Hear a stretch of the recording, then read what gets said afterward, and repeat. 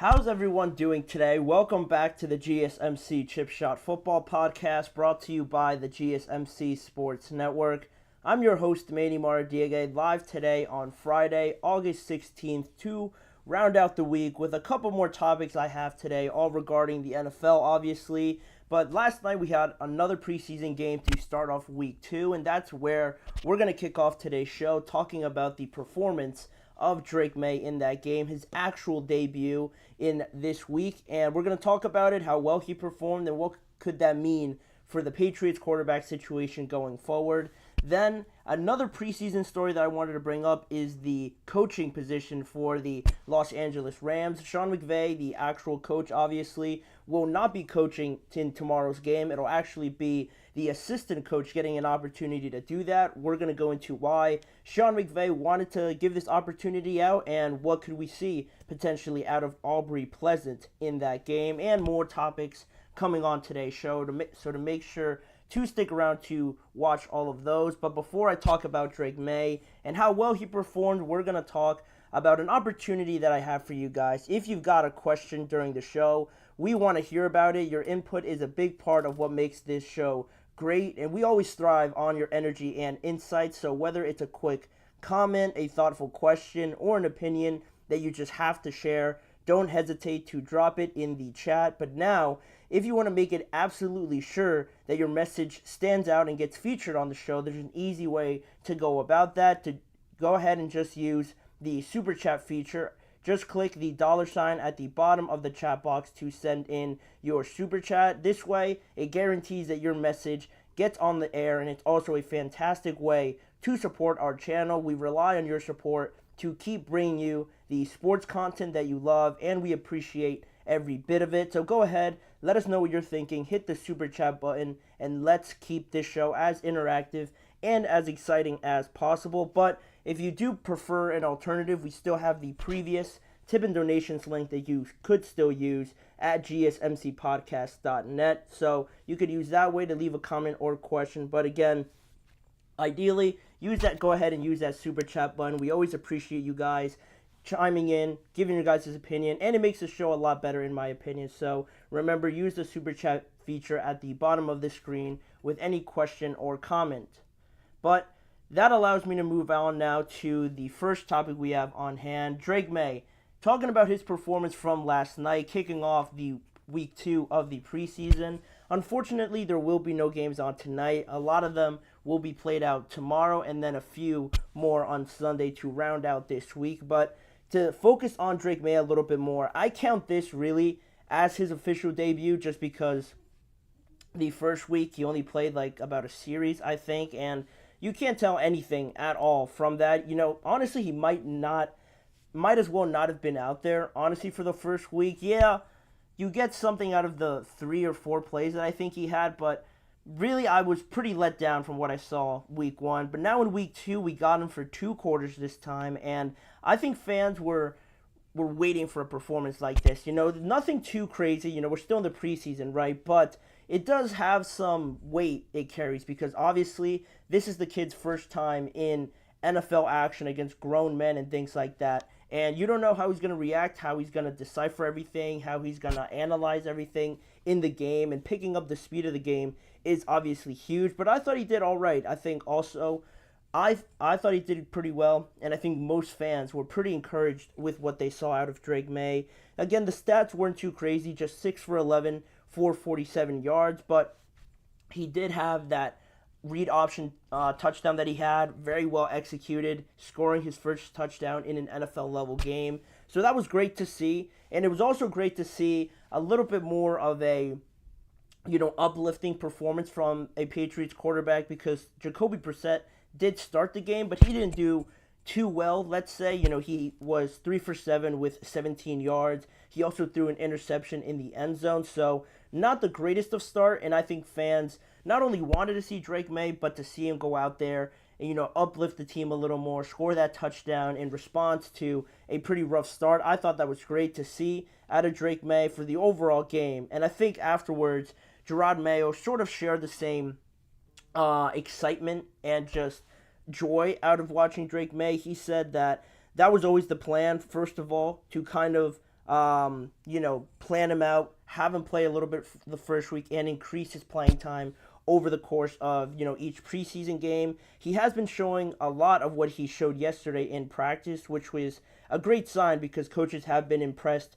so far with his ability to process, what he's seeing out there, the accuracy, going through reads and everything like that, and seeing what's open at a very quick rate, obviously much faster than in college. He's been doing that pretty well, and to me, he seemed just overall very comfortable out there. He seemed like, there wasn't any problems with his mechanics or his footwork. There was a very good throw that he had. I want to say it might have been on that first drive or just a little bit after where, he kind of shifted his weight around. He moved up into the pocket and made a throw downfield to Javon Baker, but unfortunately he dropped it. But it looks a lot harder than it looks in the way I'm describing it, right? To maneuver your way through the pocket. That's something that a lot of rookies often struggle with, maneuvering through that level of pressure right in their face, especially even in the preseason. Not what you're going to get in the regular season game, but still also a level above what you saw in college. So I was pretty encouraged by that. And he seems like the moment isn't too big for him just yet. He could have gone in there a little bit more flustered, a little anxious, if you would. But again, in front of his home crowd, knowing that he's going to play a little bit more. He mentioned it after as well, that he just gained confidence the more and more he was out there. So that's a positive sign as well. And just to add a little bit more fuel to the fire here, if the quarterback situation was anywhere near a question up until this point, I didn't think it was because I thought Jacoby Brissett was going to start regardless. Drake Maye actually said this morning that the quarterback competition actually wasn't over and that we could see Drake Maye a little bit more, get some more first-team reps this upcoming week, or I should say, next week. After, they already played their game, they're going to go through the weekend, and maybe potentially next week we could see Drake Maye have some more first-team reps, which could be very, very positive for Drake Maye if he does really have a chance to push Jacoby Brissett for that starting quarterback job, and to just go off of that, Drake Maye, in an exact quote from what he said actually after the game, he said, "For me, we always talk about competition, and that's at all spots. So even if Drake beats out Jacoby, he earned that role. When he's ready to go, and if he's better than Jacoby, then he'll play, he'll start." And, I feel like that's the general mantra you get, I feel like, from most coaches. They always say the best players will play regardless of anything.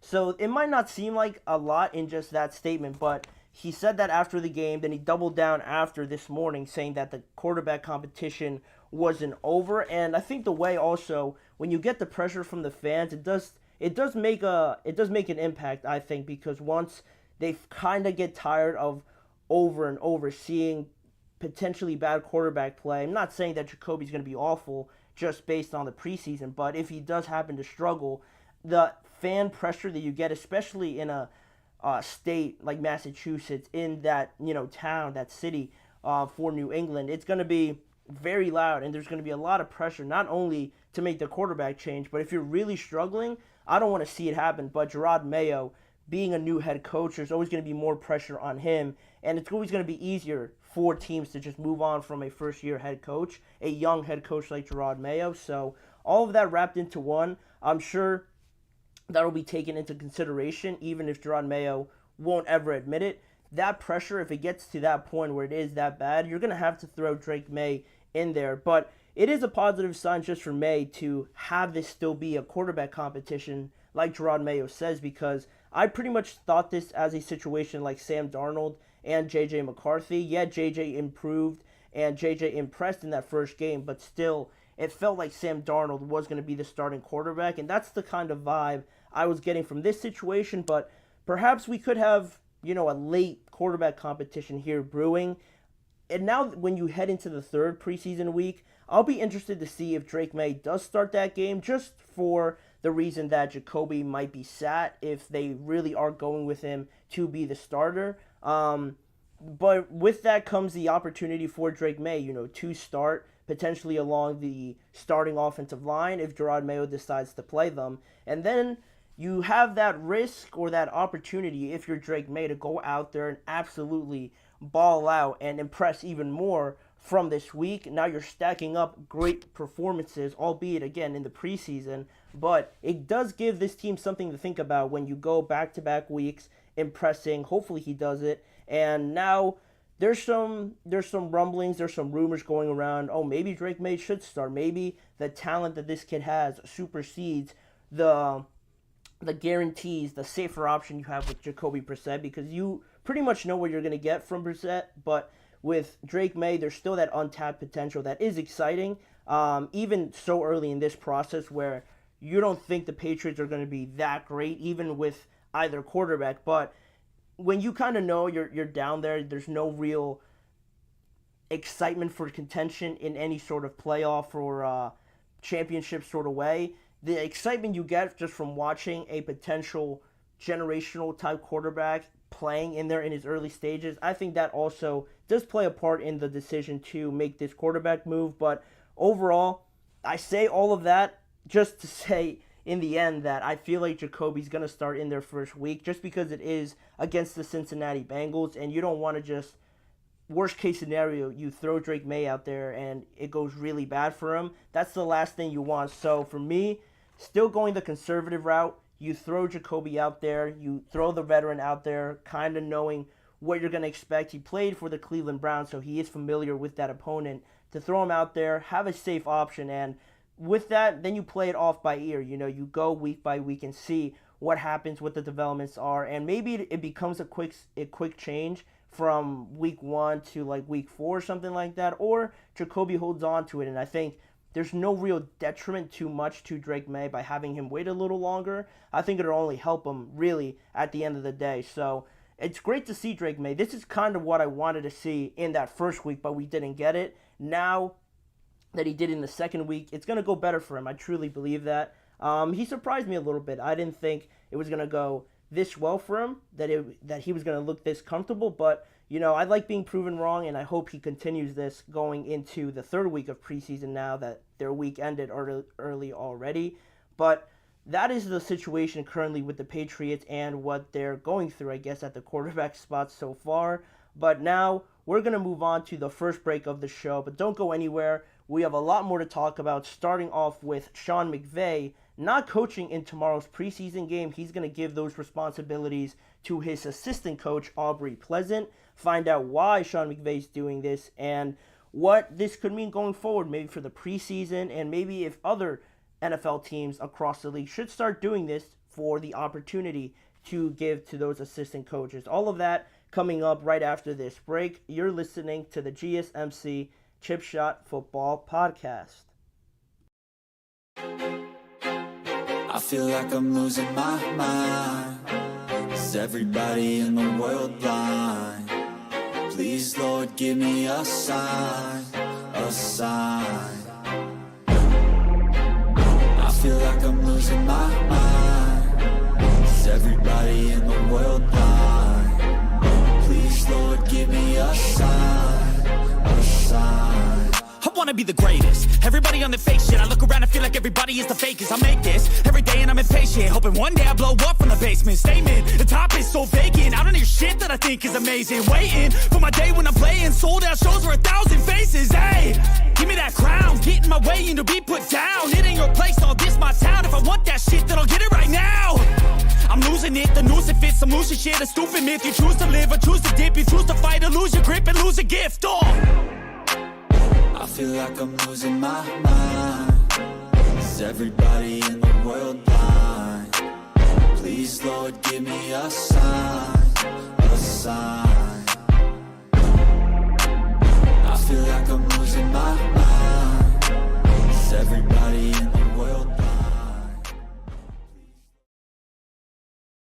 We are jumping right back into the action after that short break, and we're going to talk some more preseason here in one of the games tomorrow regarding the Los Angeles Rams. And in that game, we're not going to see so much of Sean McVay on the sideline like we saw last week when he had the broadcasting headset on, and he provided some very entertaining, very funny, and interesting commentary on the sidelines, talking to the guys, talking to some refs, and just going through living what he sees out there on the field, which was pretty great. But now in week 2, Sean McVay will not be on the sideline after he announced yesterday that his assistant, the Rams assistant head coach and pass game coordinator, Aubrey Pleasant, will step in as the head coach for their game tomorrow against the Los Angeles Chargers. And Sean McVay also said that he's not going to be on the sideline, but he'll spend some time of that game up in the broadcast booth. So we're going to get some more input from Sean McVay after the first week went so well. He's going to be up there again for some portion of the game as well.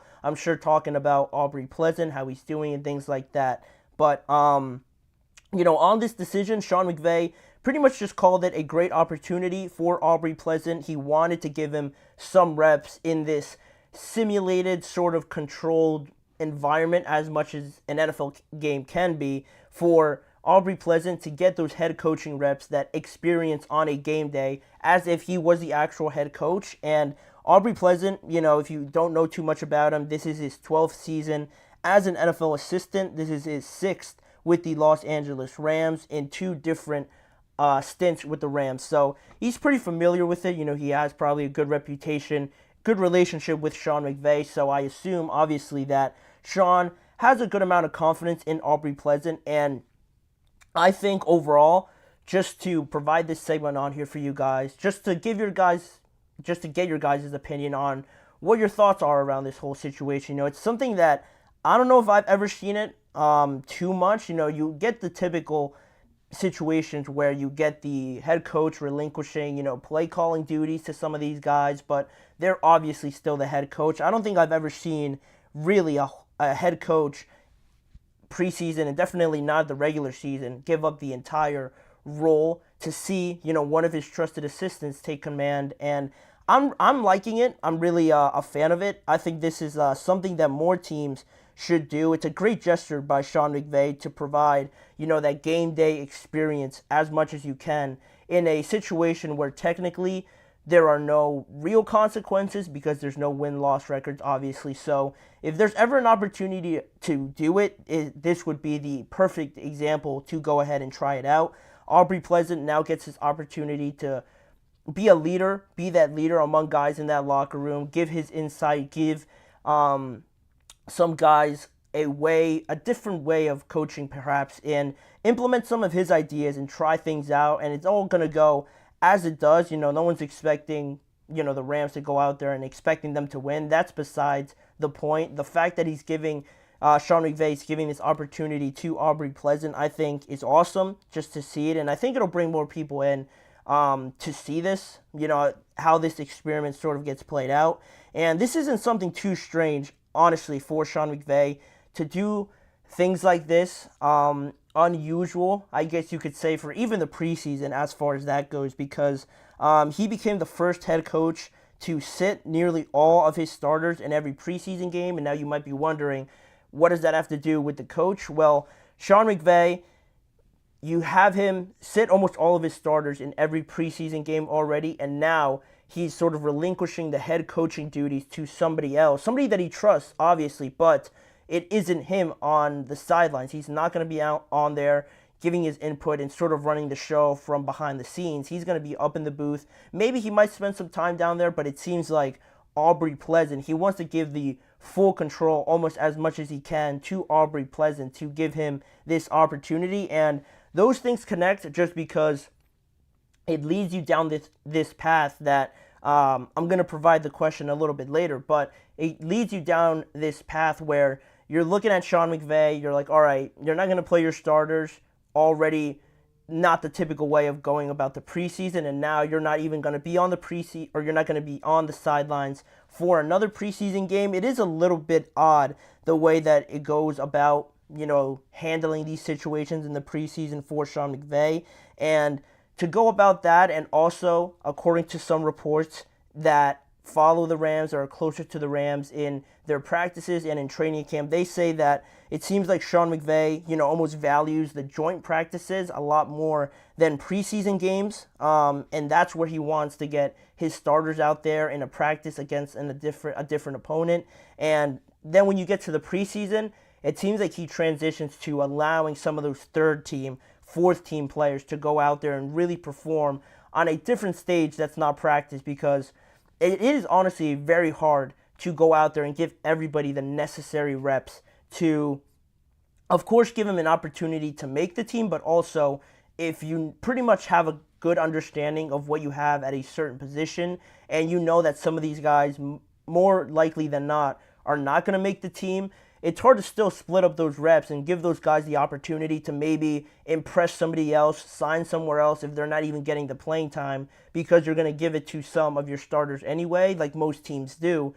The way that Sean McVay sort of splits it up in the preseason, giving the opportunity to third team, fourth team guys, and then in practice, still making sure that your starters are out there against, opposing players, and still getting the necessary work that you feel comfortable enough where you are getting better. You don't need to be in a simulated kind of game-like experience in a preseason game where it makes you think of how much really are your starters getting out of a preseason game compared to joint practices. And this is what I brought up, I think last week. I brought this up where I don't think it's crazy to think that joint practices are almost just like a substitute for the preseason games, at least for starters, because Sean McVay is almost going down this route as of, thinking how much does playing your starters in an actual preseason game for about a series, like we saw Drake Maye, or about a quarter or 2 quarters at most for your starters, for your starting quarterback, are you really maximizing how much they're getting better in a preseason game for playing a limited amount of time and then just sitting the rest of the game? Or would you rather play your starters in joint practice, get them the necessary reps that they need against, again, opposing players? You get that in a very controlled environment where you're just repping it out. It's not game-like, but also it is a situation where there's a lot of competition, obviously, because you're playing different players on different teams. So to me, when you line it up like that, I kind of like what Sean McVay's doing here in the way that he splits it up, because, again, you can't get everybody the necessary amount of attention out there to practice, get better, and then that way earn themselves an opportunity elsewhere if you know that they're not going to make your team at the end of the day. To split it up like this and not have your starters play necessarily at all in the preseason does look a little bit weird, and it is unorthodox, but I don't hate it. It seems like Sean McVay just views the preseason more as of a chance to get these third, fourth team guys out there, to get more reps for them, and then also in a real game-like experience for those guys, going out there and seeing what it is like playing in front of a crowd, with the rules, obviously, with the refs out there.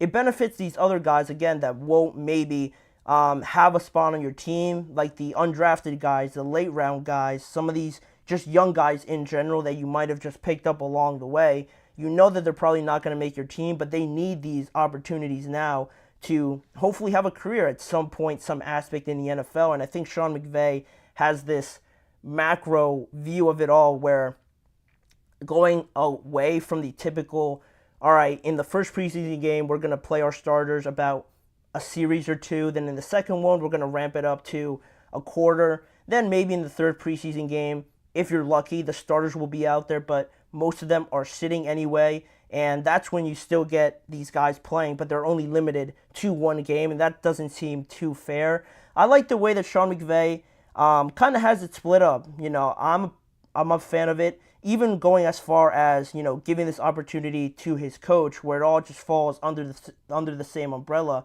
where the preseason is not looked at upon as really a chance to really impact, I think, too much of what we're going to get out there on Sundays when the regular season starts. Yeah, it's a way to go out there and knock off some rust, but again, I kind of question it just when some of these head coaches are not really fully taking advantage of it with their starters and only playing them a series or a quarter or anything like that, and then they're just sitting there. It almost negates the purpose at some point. Of course, you don't want to get them hurt, but I think there's a better way of going about it, and the changes already to the preseason, the questions, the criticism around the preseason have already been there, and it's not like what Sean McVay is doing now is going to spark this revolution around the preseason and changing it now because Sean McVay is doing it.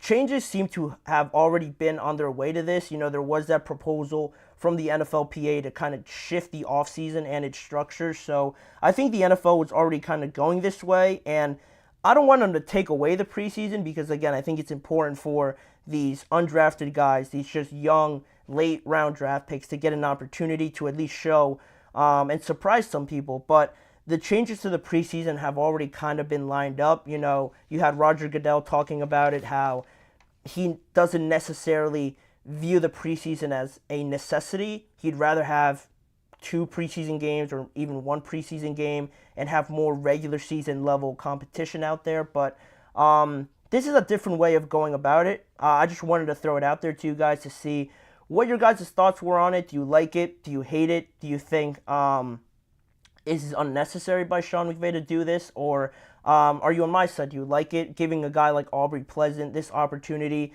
something that you can't find anywhere else. So it's great for Aubrey Pleasant. I'm sure I'll probably check it out to see how he does, how he's coaching and things like that. It's a great opportunity, just gesture from Sean McVay. I'm a big fan of it, so I wanted to kind of shed some light on it and just my thoughts on it as well.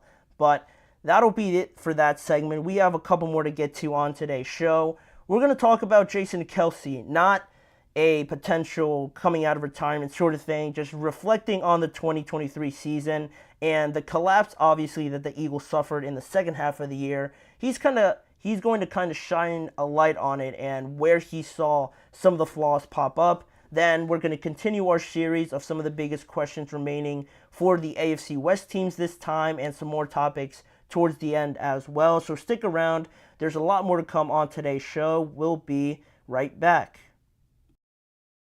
Looking for your daily fix of sports talk without having to pay for it? GSMC Sports Network is available on YouTube. Just search GSMC Sports Network. Get your fix of daily sports talk shows on YouTube, absolutely free. NFL, college football, NBA, MLB, MMA, UFC, fantasy football, and so much more. GSMC Sports Network has shows running all day long, with new sports shows starting every 2 hours. Just like on your favorite cable sports channel, except GSMC Sports Network is absolutely free. Just search GSMC Sports Network on YouTube to catch one of your new favorite shows, like the GSMC College Football Podcast, Chip Shot Football Podcast, Hoops and Heels Women's Sports Podcast, GSMC Basketball Podcast, and so many more. Check it out for yourself. GSMC Sports Network, now available on YouTube absolutely free. Search GSMC Sports Network on YouTube right now.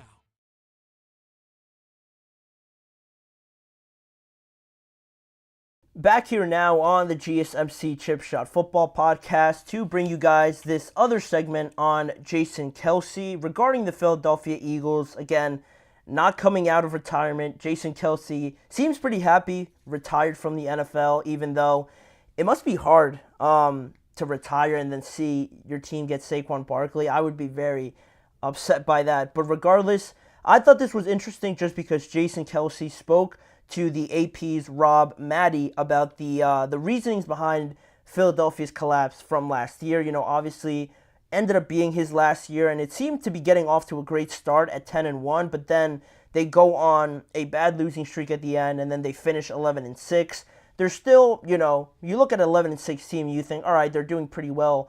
They're still going to be a high seed in the playoffs going into, obviously, the playoffs. Yeah, they crash out of winning that division title, and now they have to travel and go play the Buccaneers on the road. But in general, if you just look at an 11-6 team, you think that's not too bad. They've had a pretty decent season. But, you know, it all culminated in that game against the Tampa Bay Bucks where you saw really all of their deficiencies sort of pop up at once. You know, the offense showed, you know, the miscommunications, the sloppiness in that game, and just really having a struggle to get anything going at all at any point in that game in response to the Tampa Bay Buccaneers, or even just getting anything going themselves. You saw the struggles that they had on that side of the ball, and then on the other side, you saw, again, some more miscommunication, some bad alignments, just a lack of discipline on the defensive side of the ball. And the Bucs, as soon as they picked up just a little bit of momentum, they ran away with it there towards the end, and it just wasn't a good look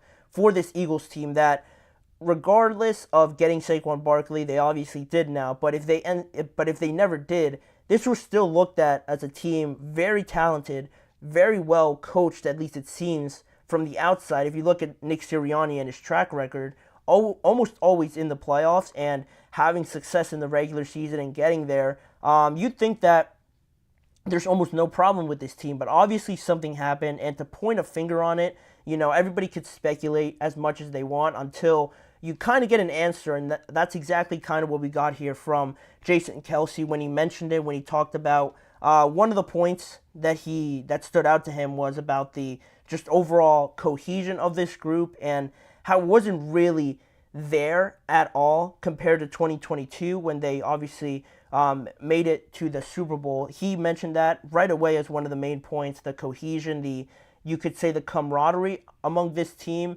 And when I say team, I don't even just mean all the players. I'm going to sort of allude here to the fact that I think it means everybody, the coaches as well, and that the cohesion with everybody, the relationships with the coaches, the players, some of the staff members as well, wasn't all there from just a year ago as well. And he also points to the loss of those coordinators, some of the missing pieces that he said in his statement that were some of the reasons why it all kind of didn't play out. Losing a offensive coordinator like Shane Steichen, he gets the job for the Indianapolis Colts, and also Jonathan Gannon gets the Arizona Cardinals head coaching job, and now you have new guys coming in, but it obviously didn't work out ideally as the Eagles wanted it to. But then Jason Kelce got more into this statement about just overall more specific idea of where the issues lied overall with this team, and I thought it was really interesting the way that he put it by saying, on offense, we were simpler, and on defense, we went the opposite way. We completely overhauled our defensive coordinator and system, and you kind of saw the downsides of both of those. Offensively, I think everybody would agree that we probably went too simple, and that got a little bit predictable, and it could put us in situations that were probably harder to execute in. And I thought that was pretty fascinating, just the way that he stated the entire phrase there, but also how he described the offense. Obviously, being an offensive side of the ball player, he gets a good feel of everything and how they've progressed, or I guess in this case, digressed from 2022 to 2023. And it says a lot when I think Jason Kelce points it out like this, just because the offense, in his words, became too simple at times and they became very predictable. And once you see it, once you go back and look at it, and some of the plays that they have were just, nobody really getting open, because one, you could point to the fact that maybe just the play calling wasn't there, so nobody could really get open. But you think about it a little bit more, and maybe the reason why they weren't getting open is because the system hasn't really evolved ever since, Nick Sirianni got there potentially, or they just didn't see it as a situation where they needed to change too much, because in 2022, they had a good year. They made it to the Super Bowl. So, in a way, why change something that isn't necessarily broken? But I think one of the biggest things with the NFL is that, even the greatest coaches, the greatest offenses, it sounds a little cliche when you say it, but there's always something to improve upon just year to year. And it seems, just to me, my interpretation of what Jason Kelce's saying is that, at least on the offensive side of the ball, they might have gotten too complacent, in the sense that, all right, they made it to the Super Bowl, our offense was virtually unstoppable, we might not need to change anything heading into 2023, and they were being shown the results off of that strategy. They started 10-1, but once you get to the playoffs, like everybody says, the playoffs are a different animal, they're a different sort of feeling that you get. Everybody, I don't even know how to describe it, obviously, not being in the playoffs, but just trying to put my finger on it, like everything slows down, everything just becomes a bit more calculated, and, it seems like everybody has a better game plan for their opponents in the playoffs, and that's where, being a little lackluster, being complacent on the offensive side of the ball, not finding any new wrinkles or any surprises that you can throw in there, really comes back and bites you in those situations, because you're uber preparing for the opponents that you're playing in the playoffs, because you know that your season is riding on the line. So if you're not throwing, any surprises out there, you're basically running the same thing, you're not evolving over the year, not to mention just over the course of the season, but from year to year, if you really haven't changed anything and you've become even easier to game plan around, it definitely shows in the playoffs, and that's exactly what happened for the Eagles. But Jason Kelce also mentioned that their execution wasn't there either, but he believes that now they are in a better spot in terms of who they have on each side, calling the plays on the offensive side and the defensive side, talking about bringing in Kellen Moore, and also Vic Fangio, pretty much saying that he's a fan of both of those guys. And I think most people are, and most people believe that bringing in a guy, first off with Vic Fangio, I think just from last year, initially starting with Sean Desai and then seeing the struggles that he faced, not having necessarily too much experience as a defensive coordinator, and then thinking that it was going to be a smooth transition just from going from him, bringing in Matt Patricia, having him call the plays now, and trying to implement his system into this team halfway through the year was never going to work. One, because already that's a hard task to do, but with this Eagles team, they suffered a good amount of injuries last year, especially on the defensive side of the ball. So not only did you have a new system coming in, but also you had a rotation of new players coming in, trying to find their footing in this defense, in this team, and with it already not going great, you're trying to learn a new system on top of that. Those two things could never go together. They should never go together. And, for the Eagles to come in there and try to, they were desperate. I do acknowledge the fact that you have to try and find a solution, but realistically, with a calm sense of everything and a calm judgment, you would have probably never gone down that route if you had a choice to, thinking back on it now, looking back on that season. But again, you do things just to find some sort of breakthrough in anything when things start to go bad, but realistically, it was probably never the best option to go down that way. And offensively, you go from Brian Johnson thinking that he's going to call the plays, but according to reports, it was always Nick Sirianni, and it was basically his system with just Brian Johnson in the position of offensive coordinator. Then again, when things aren't going well, you sort of move on from Brian Johnson. You still have Nick Sirianni calling the plays, and even though it looks like a change, you're really not changing anything at all.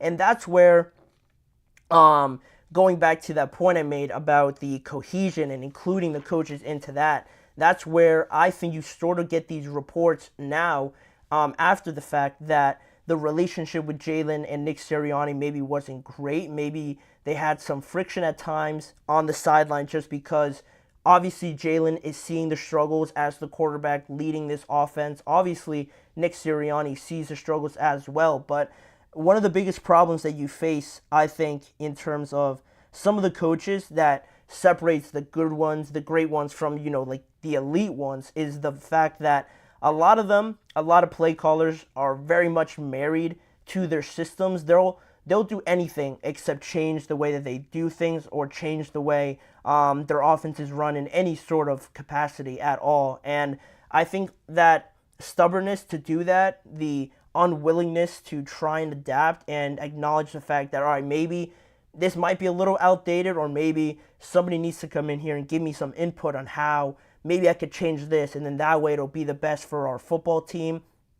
It looked like that was the main reason why sort of Nick Sirianni and Jalen Hurts clashed last year, because of the reluctancy from Nick Sirianni or just his offense really to change in any sort of way. And you get the struggles, you get the frustration, and then it all just ends up spilling out at some point or another. But I just thought it was fascinating seeing it from Jason Kelce, a guy that I feel like tries to keep everything as it should, keeping it in-house, keeping it all pretty positive. But for him to say this, pretty revealing for his standards. I think it definitely holds a lot of weight. And now you head into this year, and they've done a great thing by, bringing in Kellen Moore, bringing in Vic Fangio, that experience on the defensive side of the ball, bringing in guys like Devin White, CJ back, and along those lines, bringing in Bryce Huff as well. You definitely got better. You're drafting some of the young corners too. You add that plus the experience of Vic Fangio, that'll definitely help. And then on the offensive side of the ball is where it matters most. You finally get Nick Sirianni to almost be the bigger man, take a CEO-like approach like it was mentioned before, and relinquished the play calling abilities to Kellen Moore, and now we should see a little bit more of that evolution, some more changes to this Eagles offense from last year, now heading into 2024, because Kellen Moore does have a good reputation, I think, of just being the offensive coordinator, pretty much having almost all success in every situation he's been in, except maybe the Los Angeles Chargers, but they had other issues to worry about. In a situation now with the Eagles not having to worry about lack of talent or anything like that, he's going to have a great chance here to experiment with a lot of things he wants to do and fully execute his offense with the excess amount of talent that they have available to him. So I like that they did that. I think it took a big step to do that and acknowledge that fact. And that's why, for me, at least if I were to do some power rankings or anything like that, the Eagles would be right up there at near the top of my list, probably 2 or 3, I would imagine, just off the top of my head, just because they almost have everything. It's hard to point out one glaring weakness in this Eagles team, and now that they've, kind of mended their errors from last year, I don't see any way that they're not at least close to the position that they were last year, 10-1, or things like that at some point around the same time of year. So it's good, but you also kind of got a little bit more reasoning why things went bad last year, and now you kind of know it and you kind of expect to see those errors be corrected in 2024, and I think it'll probably happen. They're too good not to rebound off of this, because if they don't, it's going to get really bad for Nick Sirianni in particular. I think he's pretty much on the hot seat just because they're not going to move on from anybody else except him. So they better find these changes. I think they will, and they're going to be right in the thick of things overall, is my prediction for the Eagles, if it was surprising in any way. But that'll be that. That's what Jason Kelce had to say on some of the struggles from last year. But we're going to move on. A couple more topics to get to on today's show. We're going to talk about the AFC West and some of their biggest questions that still they have to face heading into the regular season. But also, lastly, the last segment will be just sort of a news roundup, talking about some of the bigger pieces of news that broke over the last couple of days that I didn't get a chance to talk about and I just wanted to highlight in the last segment. So those two are coming up. We'll be right back after this short break.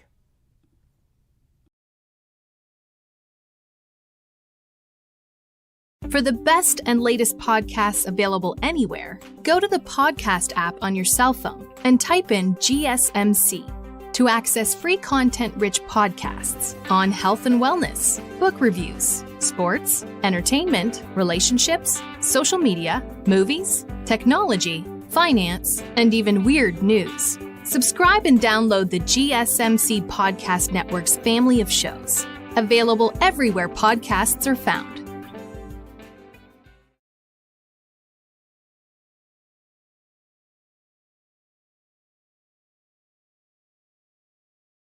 We are back here on the GSMC Chip Shot Football Podcast to talk about the last installment of our series, the biggest questions remaining across NFL divisions, going through each division and emphasizing some of the biggest questions that each of these teams in said divisions have to face leading into the 2024 season. We've gone through all of them, and now lastly, we're going to talk about the AFC West on today's show, going through all these teams, a couple of them sharing some of the same problems or some of the same questions going into this year. So we're going to talk about it. We're going to bring up the first team here, being the Las Vegas Raiders. The Las Vegas Raiders, pretty much a quarterback battle between Aiden O'Connell and Gardner Minshew. So an obvious question, who will it be? Who will be their starting quarterback in 2024? Because this team I think got better just this year, at least on the offensive side of the ball, impacting greatly the success of whichever quarterback decides to start, right? You bring in Brock Bowers.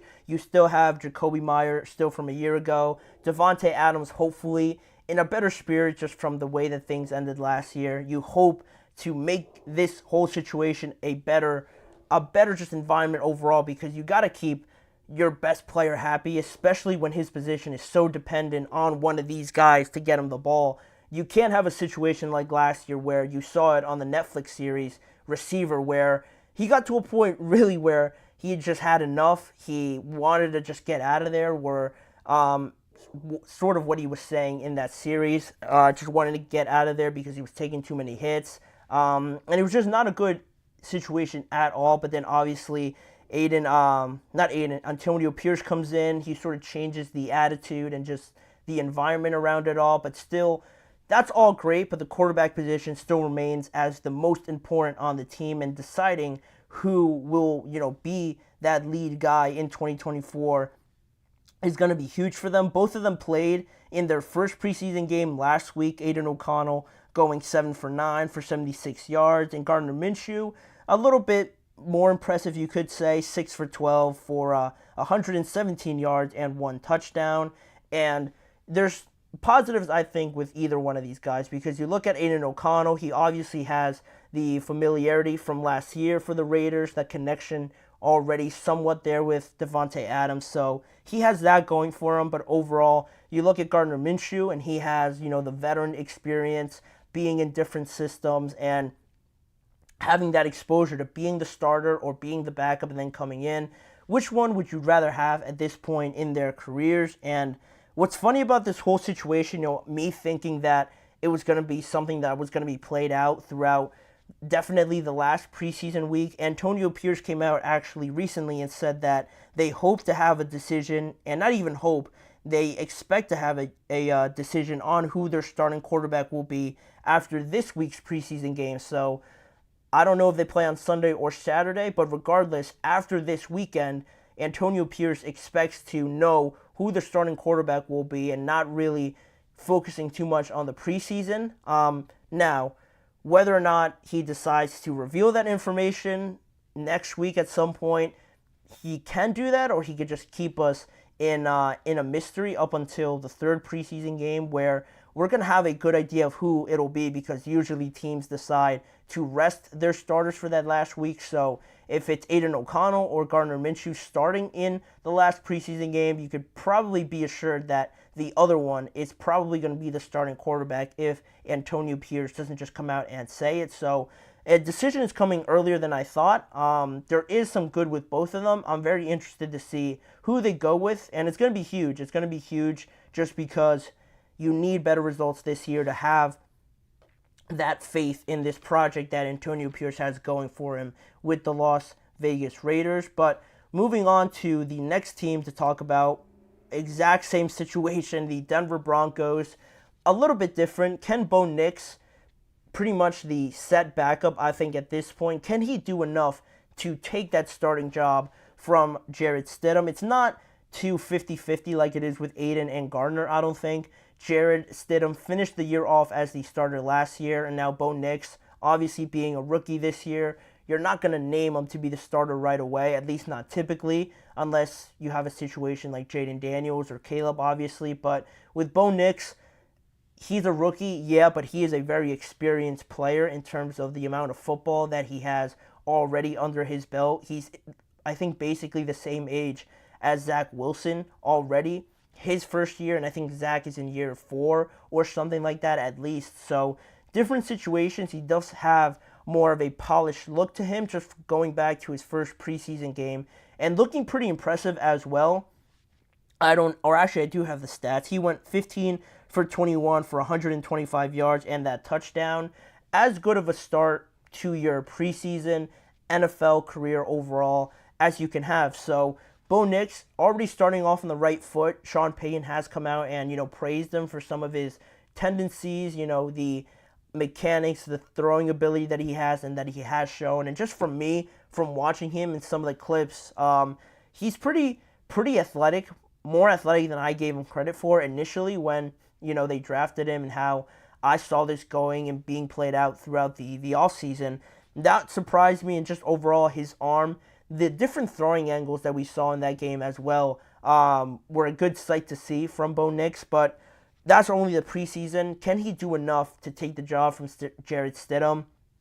Jarrett hasn't necessarily been great. I think he threw a pretty wild interception in the first game, if I'm not mistaken. But I'm sure he's going to play more in the next game. I'm sure Bo Nix is going to be out there as well. So we're going to get a better understanding of it after this next preseason game. And I don't think it'll be like the Raiders where they're going to have an answer already. This quarterback battle, even though it might be a little bit more set, I think it'll carry on until the third week. And maybe if Bo Nix has another performance like he did in the first week, then it'll put a little bit more pressure on it, and we could have a closer decision come the days after the third week of preseason. So that's where it stands right now. Bo Nix kind of chomping at the bit here a little bit. That competition is certainly open as well. Jarrett Stidham, the presumed starter right now, but don't be surprised if Bo Nix makes it a lot closer after this weekend. But the next team I want to mention is the Kansas City Chiefs. And looking at their wide receiver room, what will the wide receiver room sort of be like, ideally, for the Chiefs team? Just because they've definitely improved on who's in that room, right? Last year, I couldn't name you too many guys that they had. Sky Moore, Mecole Hardman, Rashee Rice were the three main ones that I could bring up. And you saw it in the struggles that they had, that this offense, that Patrick Mahomes didn't have the level of regular season that they typically have. You saw it in the player rankings as well. To have Patrick Mahomes ranked at 4th was pretty surprising, but also you look at the season that he had, and some people could point to the fact that this offense certainly struggled at some points in the regular season, or at least more so than they typically do, for a lack of talent at that receiver spot. But they definitely did a good job of improving that this year, bringing in the guy that you see on your screen, Xavier Worthy, bringing in Marquise Brown, having another year with Rashee Rice after impressing last year. It's looking like a more balanced, well-shapen room.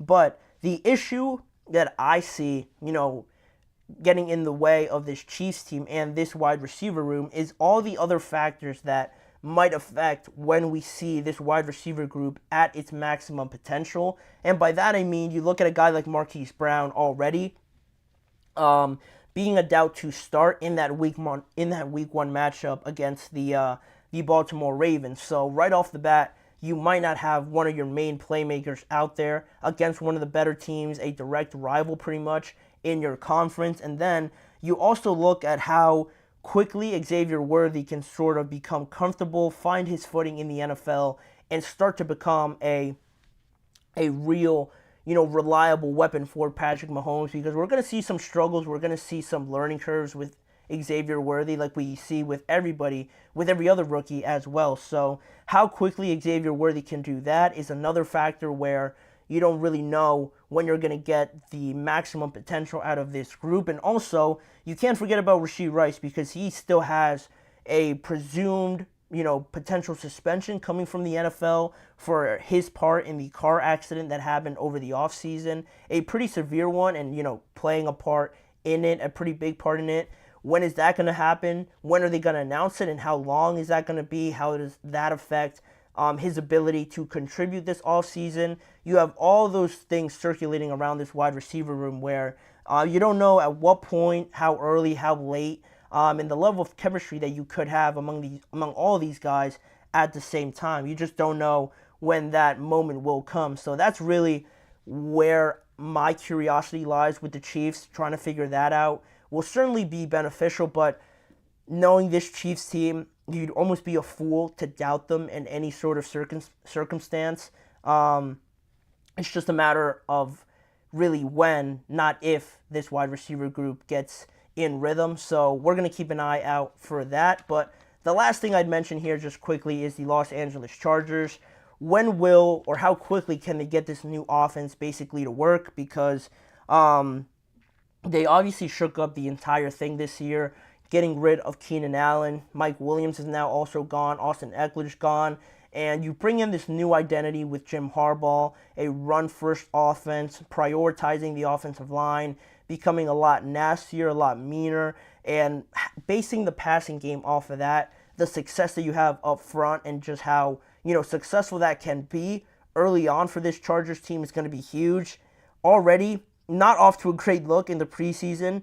It is only the preseason, but they only put up 3 points, so that's not going to get anybody too excited for how this new offense can look. But it's how they build. It's how they build on it. Obviously, not having Justin Herbert in there, dealing with the foot injury that he suffered, I think, a couple weeks ago now. isn't great. So trying to integrate him back and improving and implying all of your methods and strategies and schemes into this offense, you want to have your starting quarterback out there. So that's a little bit annoying that they don't have him out there, but to try and improve on that and how quickly we can see the results, because I truly believe with Jim Harbaugh leading this new look Los Angeles Chargers team, I think they're going to have results. I know they're going to be successful. That's how much confidence I have in Jim Harbaugh, but it all depends on how quickly, this gets going here, because if it takes like 4-5 weeks, it's going to get a little hot in Los Angeles, a lot hotter than it already is. You're going to have a lot of pressure coming in, and it's not ideally what you want, but how Jim Harbaugh goes around it and how quickly the players buy in and how quickly they, produce out there, it's going to be huge for them. It's going to be huge, and that's the main question I have for the Chargers, and that pretty much does it for the series overall in this last episode of it, talking about the AFC West teams. Jay, hi, how you doing? Welcome to the show. But that'll wrap it up for that segment. And we have one more to talk about when we return after our next break. Just a quick news roundup on some of the bigger stories that I sort of missed this week. Some pretty big ones in terms of injuries, who's starting this preseason week for the Pittsburgh Steelers, and another signing for the Atlanta Falcons in just the last few days. Those are some of the topics we'll talk about when we return just quickly after this short break.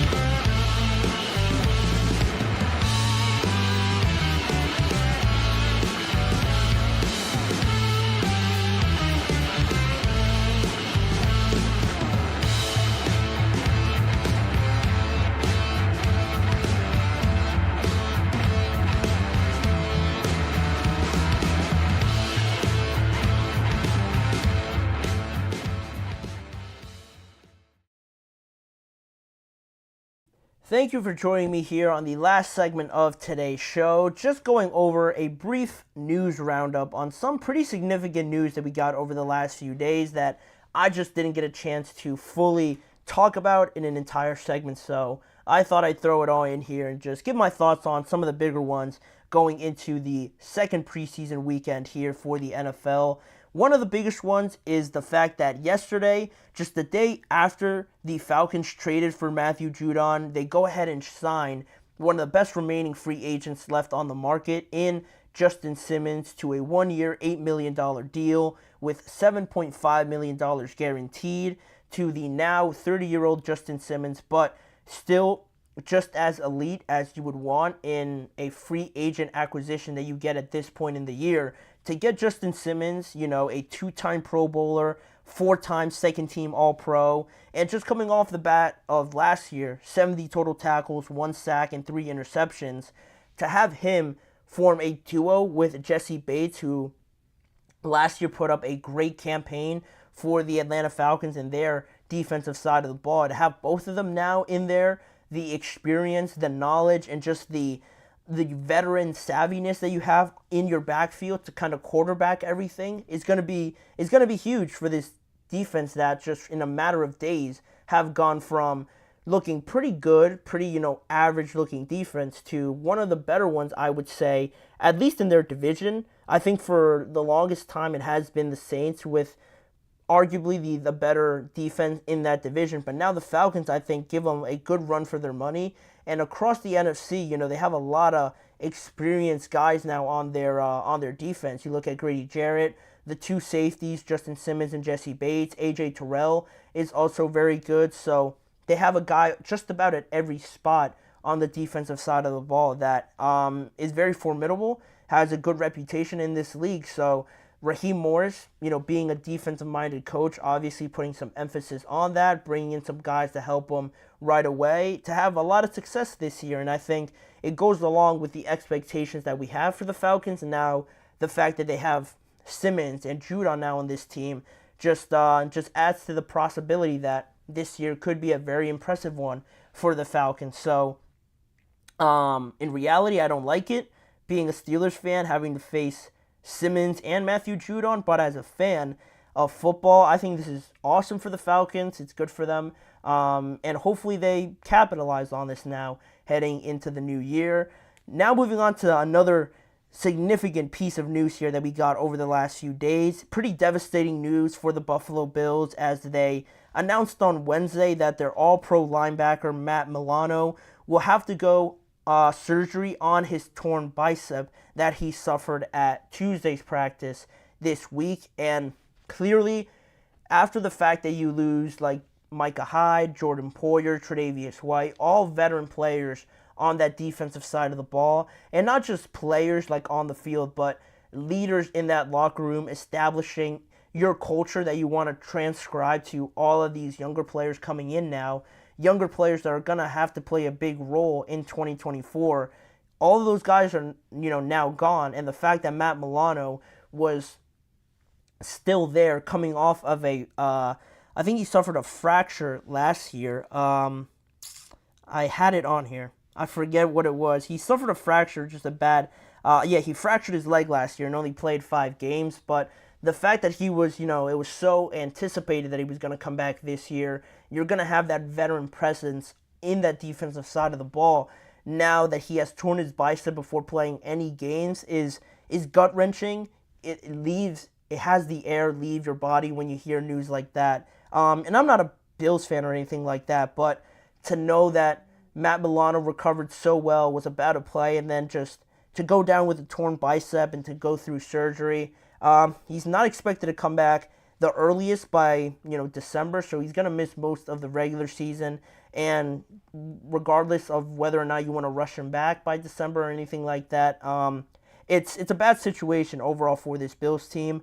And now they're going to have to look to a younger guy like Dorian Williams, a third-round pick just from last year, is the most likely to step up and sort of supplement that role of Matt Milano. And obviously there's no direct replacement in that role for Milano and everything that he brought to this team, but somebody has to do it. Somebody has to fill that void, and they're very young now on that defensive side of the ball. I mean, they still have Von Miller, Ed Oliver, and AJ Epinesa on, the front line, but, once you get past that front very good defensive line, you have young linebackers now, you have young secondary players, and a lot of the times, a lot of miscommunication happens from that point on the defensive side of the ball, which could lead to some bad looks. Again, like I said, miscommunications, missed assignments, and things like that. And Matt Milano's certainly going to be missed. All those guys are going to be missed, but you kind of had some relief that Milano was at least going to be there to lose him for basically all of 2024. It stinks. It's really unfortunate for the Bills, but it only really adds, you lose Matt Milano, but the funny thing is it doesn't really take away any pressure from what the Bills are going to face, just because there's always scrutiny and pressure on the shoulders of Josh Allen just because he is in that upper echelon of quarterbacks. So you would think that this would ease off some of the pressure, especially because they moved on from Stephon Diggs as well. But it's funny that, if anything, it's going to be spun in a way where more pressure is going to be on Josh Allen now, because everyone's going to look to him, because you have no Matt Milano, you have no Diggs, you have no veteran presence. There's almost more pressure now, and I feel like that's going to be the narrative going forward for Josh Allen. And again, regardless of if it's fair or not, I feel like it's going to be put out there as a narrative, and Josh Allen is going to be pointed to a lot if the Bills are struggling at some point, where you got to really know the entire context and realize that as good as Josh Allen is, it can't all be on him for how much losses this Bills team has gone through. So unfortunate news again, but the next piece I wanted to talk about was heading into the second preseason game here. Like I mentioned, Russell Wilson is expected to make his Steelers debut tomorrow in their second preseason game against the Bills. Funny enough, Russell Wilson has been a full participant in practice over the last few days, pretty much this entire week, and I think a little bit of last week as well. And now, after they had their joint practice with the Bills on yesterday, again, Russell Wilson played pretty well, and Mike Tomlin spoke to the media afterwards and pretty much confirmed that Russell Wilson will be starting in tomorrow's game along with all the other starters. So it's pretty significant just from that standpoint that we're going to see Russ not only play for the first time in a Steelers uniform in any capacity, but the fact that he is starting goes along with the entire, news that we've heard about him being in the pole position, this still being his job. Mike Tomlin stays true to his word, and he is starting him. And it is pretty, even though that is the fact that Mike Tomlin is still starting him, there is still some urgency that Russell Wilson should show just because, you missed already a good amount of time. And in that time, you had Justin Fields impressing a lot of people and looking better than I think a lot of people originally expected. I think most people believe that the progression that Justin Fields has shown already wasn't going to come until halfway through the season or something like that, and almost at a point where you had to just start Justin Fields. But now, and he's impressed already enough. And going back to the first preseason game, yeah, it didn't go as you would expect for Justin Fields, but again, I don't put too much stock in those two fumbles. Honestly, I really don't.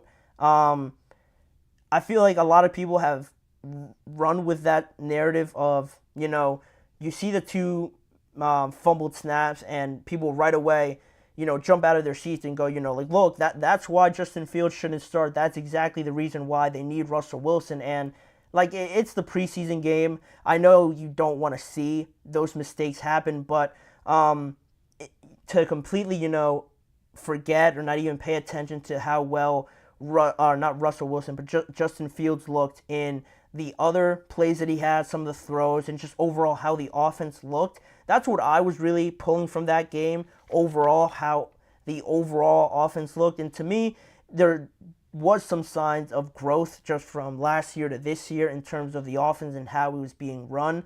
The fact that he fumbled those two snaps, it wasn't too big of a concern to me. I can't just forget everything I've seen from Justin Fields just for a moment where two snaps were fumbled, where it was his fault, but also the center's fault as well. But Russell Wilson will start. That is pretty much the news for that Steelers game, how he plays with the first team offense, and also how Justin Fields sort of rebounds from the first week of preseason and tries to stack up good performances from week to week will also be huge to continue to have that pressure applied there to Russell Wilson. But those were really the three pieces of news that I wanted to bring you guys here just shortly here to close out this episode, and things that we're going to be looking forward to going into this week with Russell Wilson, and then in the future with how the Bills look and the Falcons as well should be something to keep an eye on as we move on. But that'll pretty much do it. That'll wrap it up for today's show. I want to thank you guys for joining me. Please remember to like, follow, and subscribe to the show as well, on top of following the network on all forms of social media.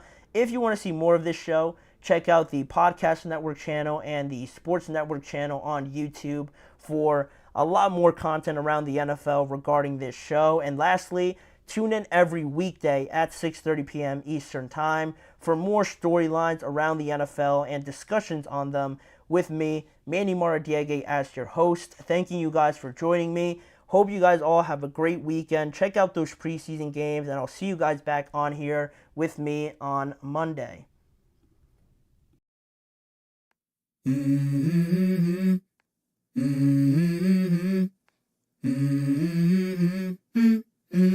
Let's go.